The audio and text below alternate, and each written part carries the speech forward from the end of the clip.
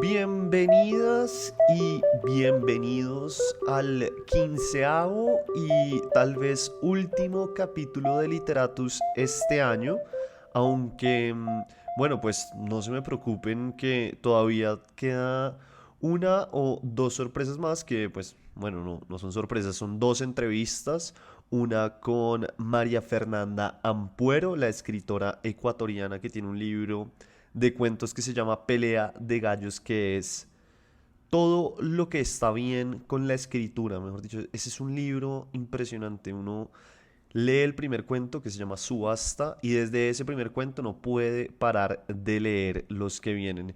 Y la otra entrevista es con Luis Miguel Rivas, autor de Malabarista Nervioso, que desde este pequeño rincón del mundo me parece que Luis Miguel Rivas es el mejor cuentista colombiano hoy en día. Entonces, esas dos cosas todavía vienen en camino, no se preocupen, pero este sí es el último capítulo como de Literatus normal que se hace casi siempre. Los otros son como ya vimos el uno contra uno, aunque en el caso de María Fernanda Ampuero es el una contra uno. Entonces eso viene en camino y así vamos a cerrar este 2022 y vamos a entrar de lleno al 2023. Si usted por primera vez oye este proyecto sonoro, le cuento que está dedicado al género del cuento y en el cual se habla sobre las vidas fantásticas y también, claro, trágicas de los autores y al final leo un cuento en voz alta del autor elegido para que usted oiga, como siempre digo, mientras va en el carro, en la patineta, en la bicicleta o mientras arregla la casa, lava los platos, lo que fuere. Aunque le recomiendo que si va en la patineta o en la bicicleta, vaya muy atento a lo que está haciendo para que no sufra ningún tipo de accidente. Mi nombre es Federico Baraya Galán o el man de los cuentos, como me conocen por varios callejones, tanto reales como virtuales. Oiga, de nuevo, perdonarán la repetidera, pero se les agradece de verdad por acompañar estos primeros 3 meses del proyecto, que parecen poco, y pues sí, parece poco tiempo, pero como pudieron oír con los datos del episodio pasado, han sido casi 12 semanas de pura locura, con gente sintonizada en Europa, Estados Unidos y Suramérica. En este capítulo también estoy estrenando logo, bueno, lo estoy estrenando desde la semana pasada para ser honestos con ustedes. El logo está muy teso, quedó una nota y me lo hizo Juanita o Juana Castañeda, que mejor dicho es una dura. Y si usted está buscando, por ejemplo, como crear un logo o tener algún tipo de ilustración para cualquier proyecto que esté construyendo o que ya tenga, pues se la súper recomiendo porque es muy talentosa y su trabajo habla por sí solo. Si no, vean nada más el logo que le hizo a Literatus, que está hermosísimo. Y la pueden encontrar como Juanita Castaneda R, o sea, como Juanita Castaneda R. Así la pueden encontrar en Instagram para que la busquen y vean más cosas que ella hace. Y además, pues, si quieren y tienen un proyecto, lo que les digo, trabajen con ella porque hace cosas muy, pero muy bacanas. Pero bueno, entremos en materia, que hoy traigo otra escritora que revelaba el mundo a través de la escritura como si las palabras fueran de una u otra forma pequeñas pociones que convertía en hechicería. Hablo de Chaya Pinkasovna Lispector, o mejor conocida como Clarice Lispector, la escritora brasileña que, al igual que Cortázar, tiene en redes sociales un universo entero en el que se comparten frases, imágenes y demás, muchas veces sin detenerse a mirar si de verdad son de ella. Oiga, y les advierto desde ya, como lo hizo hace mucho tiempo otra persona, que tengan cuidado con Clarice Lispector, porque lo de ella no es literatura, es hechicería, es algo tan potente que se mete en nuestros sueños y no nos deja volver a dormir igual. Bienvenidos y bienvenidas.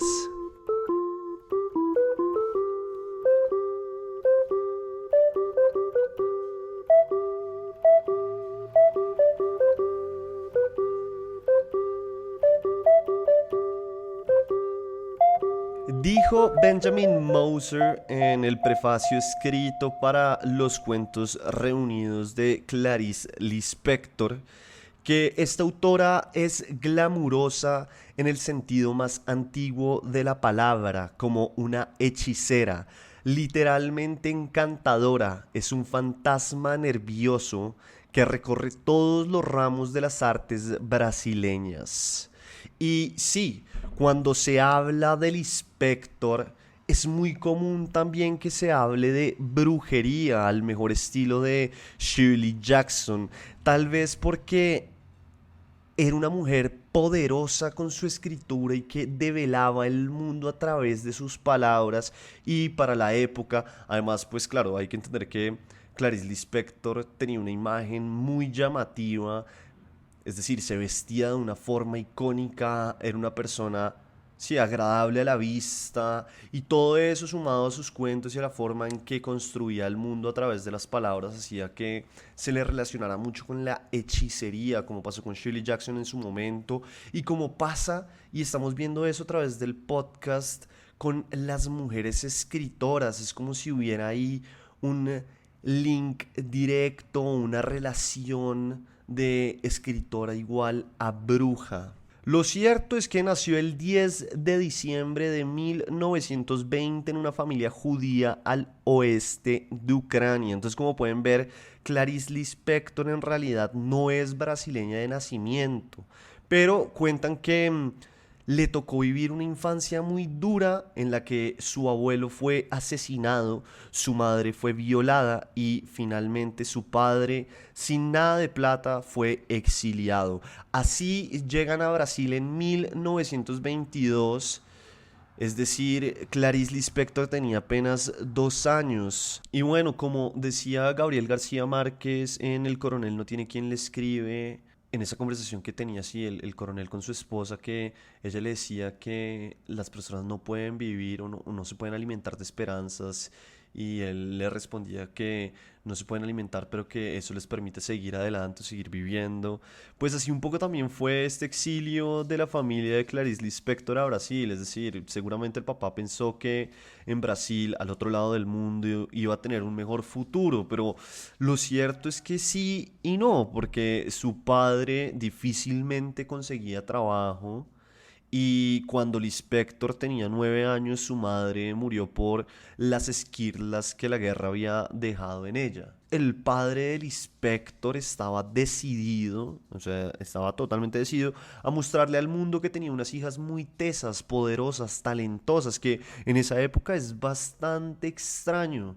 Por esa razón, por ejemplo, es que Clarice Lispector pudo perseguir su deseo de estudiar más allá de lo que normalmente se le permitía, no solo a las mujeres, sino a las mujeres de clase alta. Y pues Clarice Lispector no era una mujer de clase alta, y a pesar de todo eso y de ser pobre, pues igual estudió, por ejemplo, Derecho en la Universidad de Brasil, que ella era una de las 3 mujeres que había en la universidad, y como si eso fuera poco, ella era la única judía.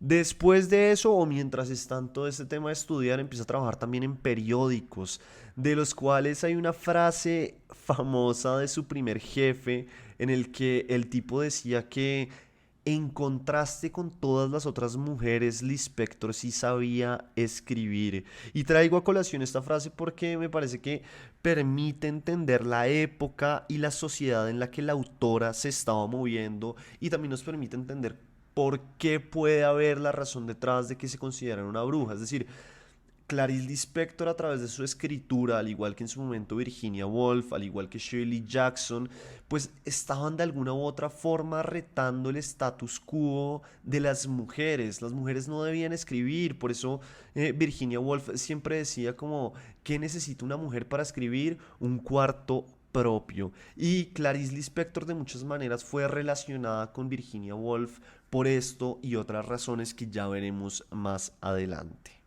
En todas estas cosas que estaba haciendo Clarice Lispector, estudiando, trabajando, le llega a los 20 años un problema que tal vez ella no estaba esperando, y es que su padre muere y ella queda huérfana. La primera novela que publica Clarice Lispector es Cerca del corazón salvaje, y lo hizo en 1943, es decir, a sus 23 años, y todavía era estudiante. Lo más increíble o lo más impresionante sobre esta novela fue que el éxito fue tal que hubo periodistas que decían no recordar un debut literario tan poderoso en la historia.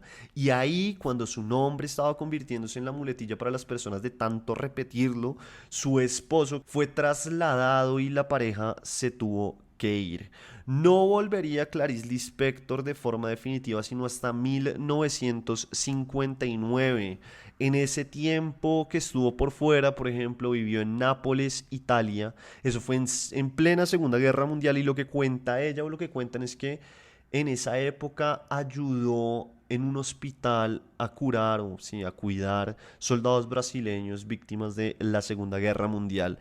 También estuvo por Suiza, Inglaterra y Estados Unidos. Entonces, pues, uno puede darse cuenta también que la vida de Clarice Lispector no fue la típica vida de ama de casa de la época que tenía que quedarse en su país y ver que su esposo se iba de trabajo y ella mientras tanto cuidaba a los hijos y ta ta ta. No, Clarice Lispector en realidad tuvo una vida de bastantes viajes, una vida en la que pudo conocer distintas culturas, que vivió muchas cosas que también fueron nutriendo su literatura. Y vean, lo que hablábamos ahorita sobre Virginia Woolf, a pesar de que ella se vio muy influenciada por esta autora, en una entrevista Clarice Lispector, cansada ya de la constante comparadera, dijo que la verdad no disfrutaba que la compararan con Virginia Woolf, pues Woolf, a diferencia de ella, se había rendido, y esta frase es textual: en esto de ser mujer y escribir literatura, el deber es terrible y toca ir hasta el final. Claro, pues ahí Clarice Lispector está hablando del suicidio de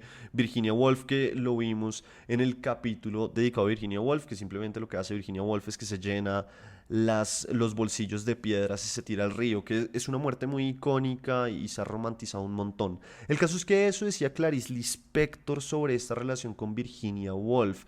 ¿Y qué pasa? Pues uno puede ver que Clarice Lispector, así como vimos en el episodio pasado con Alice Munro, deciden casarse para no tener que preocuparse por conseguir plata y dedicarse a escribir.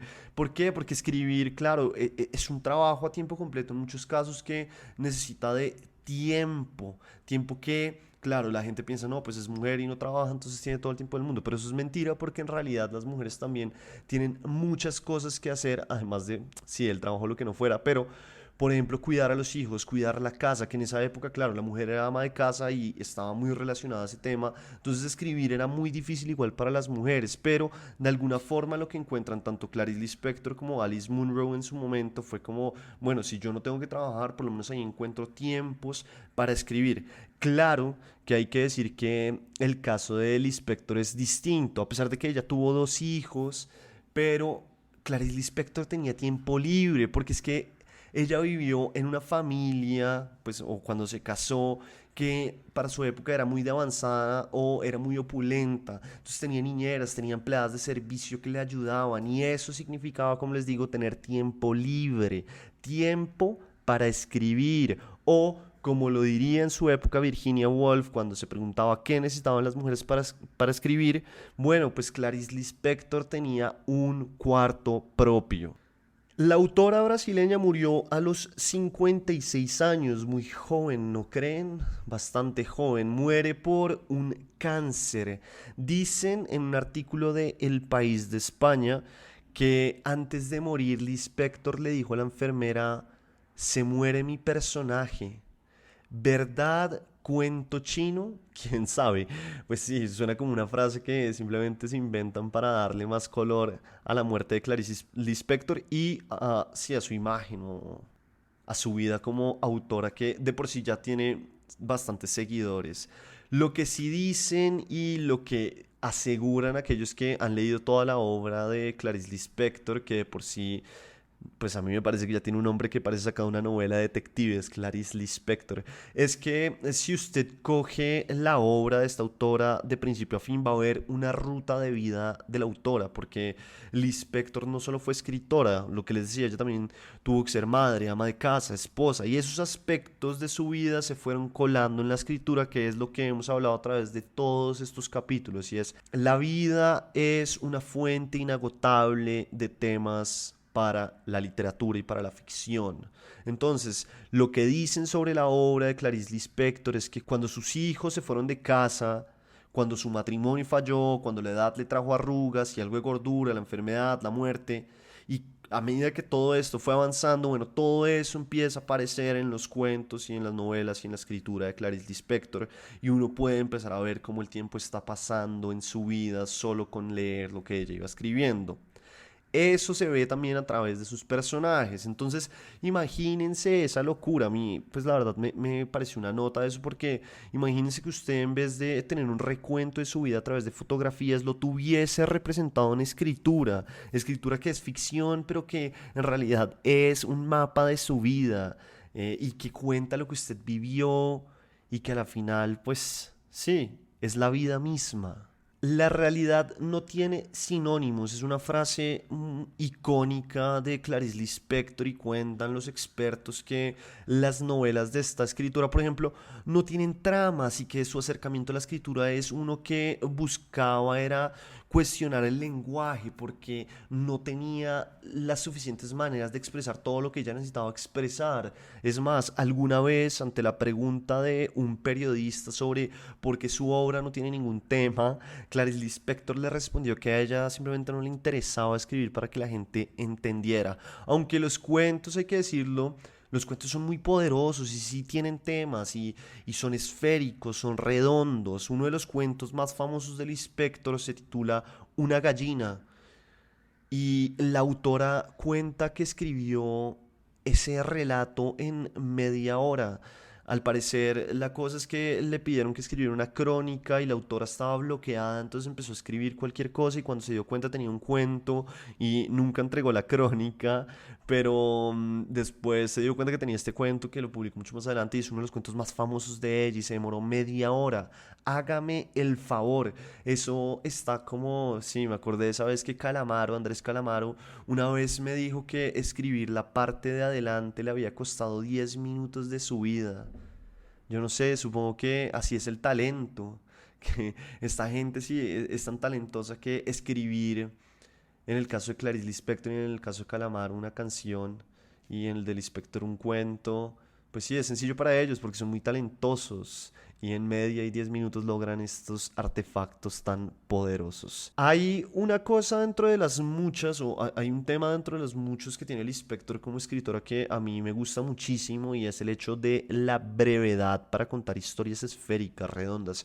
Si usted coge, por ejemplo, el libro de todos los cuentos del Inspector, lo reto a que encuentre un cuento de verdad largo, como, no sé, de 10 páginas. Es muy difícil porque todos los cuentos son de 3 4 paginitas y son cuentos supremamente potentes, con aperturas magistrales, cierres que causan el efecto en el lector de sorpresa y claro, pues el desarrollo del cuento está totalmente bien logrado por decirlo menos. Y lo que les digo, Clarice Lispector es de esas autoras que tiene un séquito de seguidores, de personas que dicen que Clarice Lispector les cambió la vida, porque los cuentos y los relatos de ella y las novelas muchas veces son acercamientos hacia las emociones, lo que uno siente mientras la lee. Entonces, por eso también cuando se dice que no tiene trama la novela, pues la gente también dice, pero es que lo que me hace sentir Clarice Lispector cuando la lee, nadie lo logra. Y Clarice Lispector puede ser una de esas autoras que le cambia la vida a las personas. O que uno oye gente que dice, cuando leí este libro de Clarice Lispector, la verdad me cambió la vida. La autora brasileña, bueno, y frente a lo de no hacer cuentos extensos, como recordarán, esto se habló un poco en el capítulo de Julio Cortázar, que él decía que el género del cuento es como una fotografía en la que solo se ve una imagen y eso es lo que importa. Entonces también por eso creo que en la lógica de los artefactos del cuento, pues Clarice Lispector es una verdadera tesa, porque en muy poco cuenta mucho y esconde también mucho, que es muy importante en el género del cuento, lo que uno no está contando, sino que está dando a entender. En ese orden de ideas, esta autora no se va con rodeos, sino que encapsula muy bien la tensión, la tensa y nos narra ese momento específico que quiere poner en colación. Pero bueno, para no darles más adelantos o el famoso spoiler que a tanta gente le molesta, entremos al cuento que se llama Felicidad clandestina.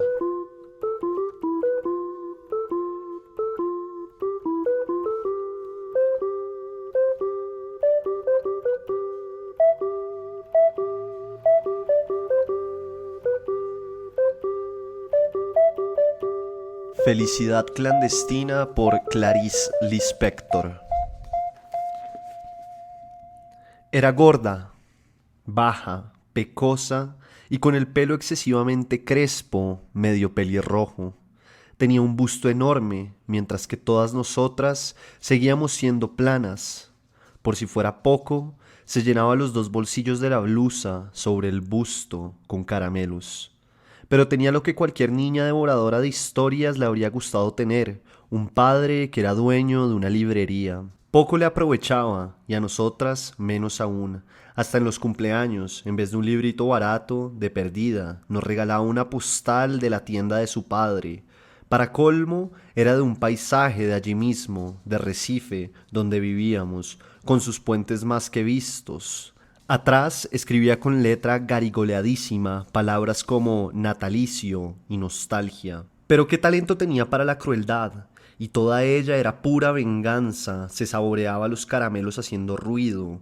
Cuánto debía odiarnos esa niña a nosotras, que éramos imperdonablemente lindas, delgaditas, altas, con el cabello libre. Contra mí ejerció su sadismo con serena ferocidad. Yo, en mi ansia por leer, ni siquiera me daba cuenta de las humillaciones a las que me sometía. Continuaba implorándole que me prestara los libros que ella no leía.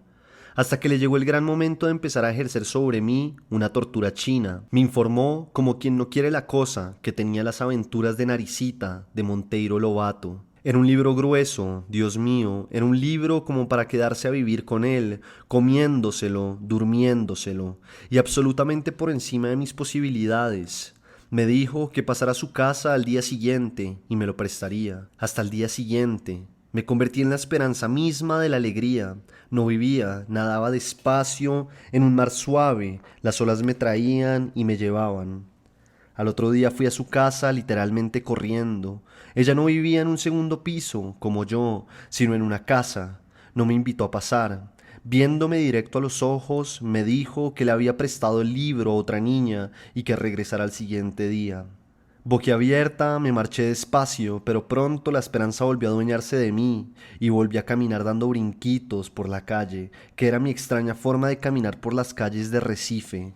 Esta vez ni siquiera me caí, me guiaba la promesa del libro. El día siguiente iba a llegar. Los días siguientes serían más tarde el resto de mi vida. El amor al mundo me esperaba. Caminé dando brinquitos por las calles, como siempre, y no me caí ni una sola vez. Pero no acabó allí. El plan secreto de la hija del dueño de la librería era sereno y diabólico.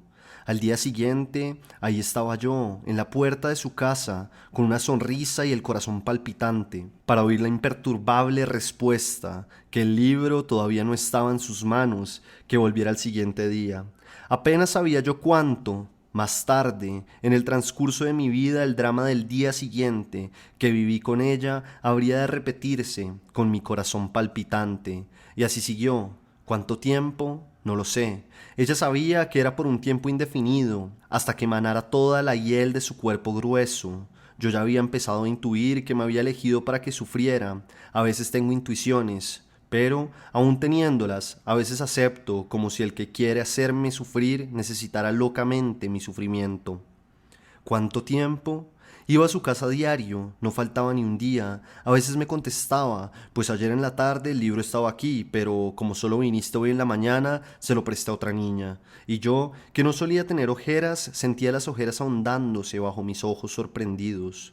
hasta que un día, cuando estaba yo en la puerta de su casa, escuchando humilde y silenciosa su negativa, apareció su madre. Debía parecerle extraña esa aparición muda y diaria de una niña en la puerta de su casa. Nos pidió explicaciones. Hubo una confusión silenciosa, entrecortada por palabras poco clarificadoras. A la señora le parecía cada vez más raro no estar entendiendo, hasta que entendió. Aquella buena madre. Se volvió hacia su hija y con una enorme sorpresa exclamó: «Pero si ese libro no ha salido nunca de esta casa y ni siquiera quisiste leerlo». Y lo peor, para esa mujer, no era descubrir lo que pasaba. Lo peor debía ser descubrir horrorizada la clase de hija que tenía. Nos observaba en silencio, al poder de perversidad de su hija desconocida y a la niña rubia de pie frente a la puerta, exhausta en el viento de las calles de Recife. Entonces, reponiéndose al fin, le dijo firme y serena a su hija: «Le vas a prestar el libro en este momento, y a mí, y tú te vas a quedar con el libro todo el tiempo que quieras. ¿Entienden? Eso valía más que darme el libro todo el tiempo que yo quisiera. Es todo lo que una persona grande o pequeña puede atreverse a querer». ¿Cómo contar lo que siguió? Me sentía mareada y así recibí el libro en las manos. Creo que no dije nada. Tomé el libro. No me fui dando brinquitos como siempre. Me fui caminando muy despacio. Sé que sostenía el libro grueso con ambas manos, apretándolo contra mi pecho. También importa poco cuánto tiempo tardé en llegar a casa. Tenía el pecho caliente, el corazón pensativo. Al llegar a casa no empecé a leer. Fingía no tener el libro, solo para sentir después el susto de tenerlo. Horas después lo abrí, leí algunas líneas maravillosas, volví a cerrarlo. Fui a pasear por la casa, postergué aún más la lectura yendo a comerme un pan con mantequilla. Fingí que no sabía dónde había guardado el libro. Lo encontraba, lo abría algunos instantes. Me inventaba los más falsos obstáculos para esa cosa clandestina que era la felicidad. La felicidad siempre sería clandestina para mí. Parece que ya lo presentía. ¿Cuánto me tardé? Vivía en las nubes. Había en mí orgullo y pudor. Era una reina delicada. A veces me sentaba en la hamaca, columpiándome con el libro abierto en el regazo sin tocarlo, en un éxtasis purísimo. Ya no era una niña con un libro, era una mujer con su amante.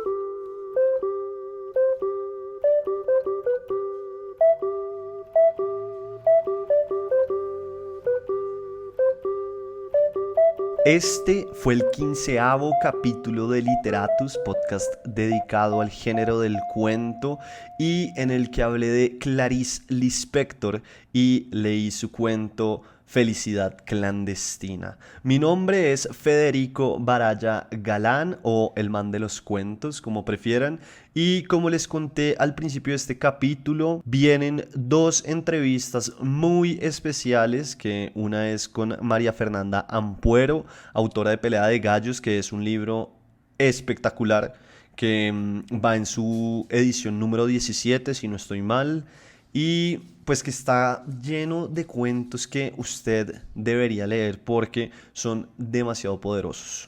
También viene una entrevista con Luis Miguel Rivas, que es autor de varios libros de cuentos, pero su último libro es El Malabarista Nervioso o Malabarista Nervioso, y que para mí es uno, si no el mejor de los cuentistas colombianos en este momento. Entonces, como saben, vienen más cosas, ya se va a acabar el 2022 y no queda nada más sino agradecerles por sintonizar este proyecto que busca traer a colación autores y autoras y cuentos que nos vuelen la cabeza por lo bien escritos y por los temas que tocan. Muchas gracias y nos oímos de nuevo prontamente.